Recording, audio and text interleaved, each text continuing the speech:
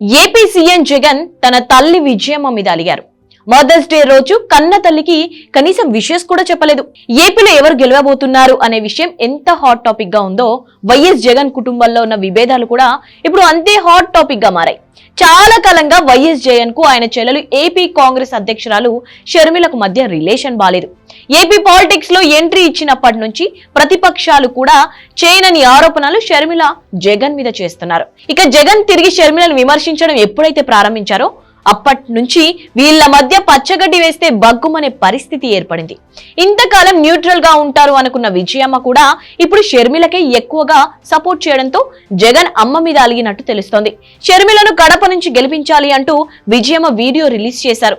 Jagan election గురించి గాని వైసీపీకి ఓటు వేయండి అని గాని వీడియోలో ప్రస్తావించకపోవడం ఏపీ రాజకీయాల్లో హాట్ టాపిక్ గా మారింది. దీంతో ఇక పూర్తిగా విజయమ్మ జగన్ కు దూరమయ్యారు అనే వాదన మరోసారి మొదలైంది. ఇక షర్మిల మాత్రం తల్లికి మదర్స్ డే విష్ చేస్తూ ట్విట్టర్ లో పోస్ట్ చేశారు. అమ్మా, చీకటిలో వెలుగురికై, బాధలో బలానివై, అలసటతో ఆలనవై, విజయాల్లో ఆశీర్వాదనవై దేవుడు నాకిచ్చిన అనిర్వచనీయమైన కానుక, నా ప్రాణం, నా ప్రేరణ, అమ్మకు మదర్స్ డే శుభాకాంక్షలు అంటూ ట్విట్టర్ లో ఎమోషనల్ పోస్ట్ చేశారు షర్మిల. ఈ ట్వీట్ ఇప్పుడు వైరల్ అవుతోంది. జగన్ ఎందుకు పోస్ట్ చేయలేదంటూ నెటిజన్లు కామెంట్లు పెడుతున్నారు.